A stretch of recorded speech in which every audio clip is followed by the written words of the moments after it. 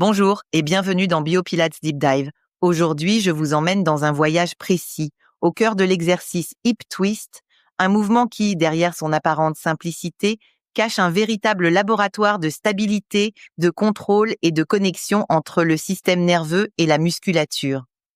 Je m'installe, assise, avec le poids légèrement en arrière des ischions. La colonne lombaire est en douce flexion, tandis que la colonne dorsale s'allonge. Les bras sont en extension derrière moi, les paumes au sol, les doigts tournés vers l'extérieur.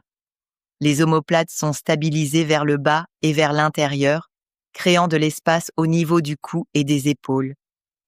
Les jambes sont allongées dans l'air, parallèles et en adduction, les hanches fléchies autant que possible sans perte de stabilité. J'inspire pour remplir l'espace entre le bassin et le sternum. J'expire pour engager le centre, rouler subtilement plus en arrière sur les ischions et commencer à dessiner un cercle avec les deux jambes dans une direction.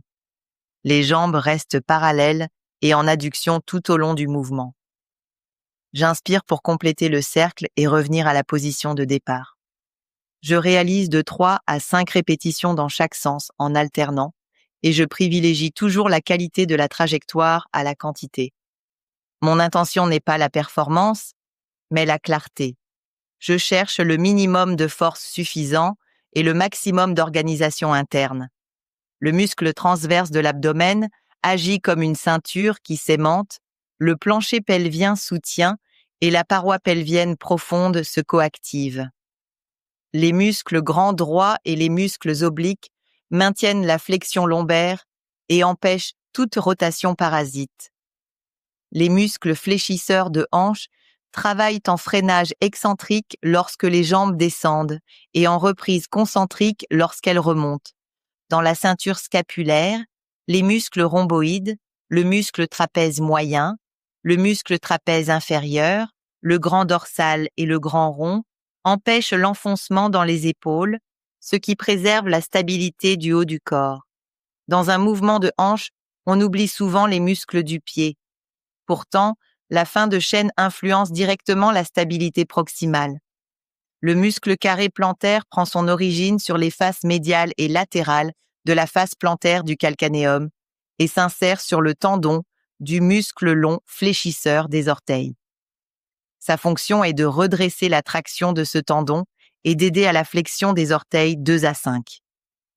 Il participe à la stabilisation de la voûte plantaire et à la répartition des forces.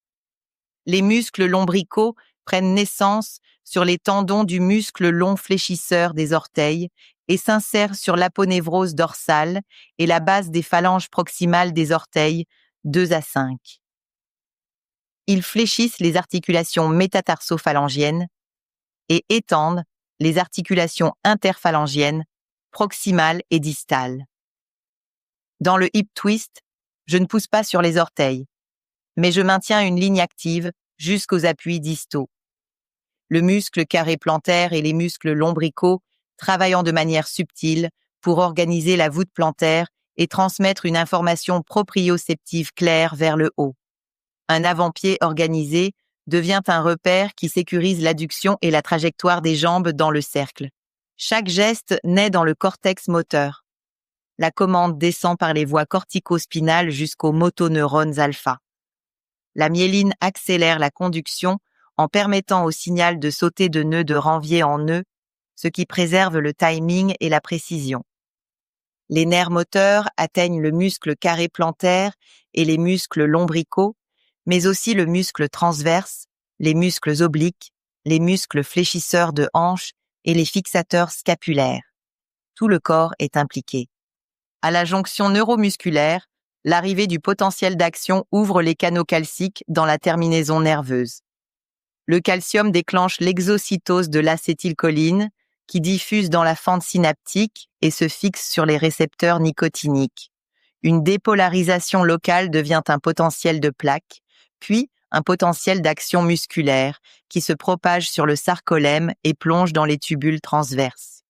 Les capteurs dihydropyridine activent les récepteurs à la ryanodine du réticulum sarcoplasmique.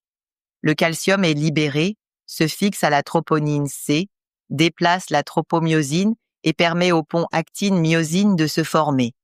L'acétylcholinestérase dégrade ensuite l'acétylcholine pour préparer la prochaine contraction. En arrière-plan, la moelle épinière ajuste le tonus grâce à l'inhibition réciproque aux interneurones de Renshaw, aux fuseaux neuromusculaires et aux organes tendineux de Golgi. C'est cette boucle proprioceptive qui prévient les compensations. Je place la respiration comme un métronome interne. À l'inspiration, j'élargis la cage thoracique, j'allonge la colonne dorsale et je crée de l'espace entre les ischions et le sternum. À l'expiration, j'encastre le bassin, j'active le muscle transverse et je maintiens la stabilité pendant que les jambes dessinent le cercle.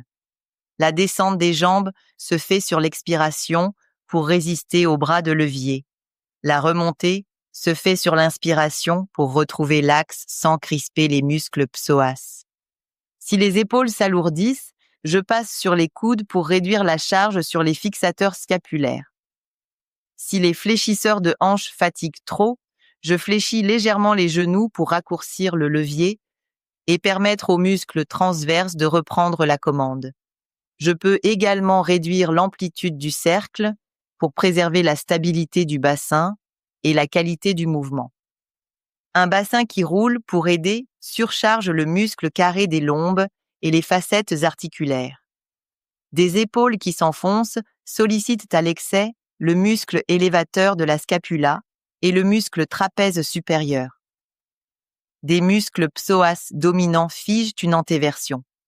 À l'inverse, un cercle modeste et maîtrisé fortifie la tenue lombo-pelvienne, synchronise la respiration et le contrôle moteur et transfère ses acquis vers d'autres mouvements comme le teaser, les twists sur appareil, la marche ou la course.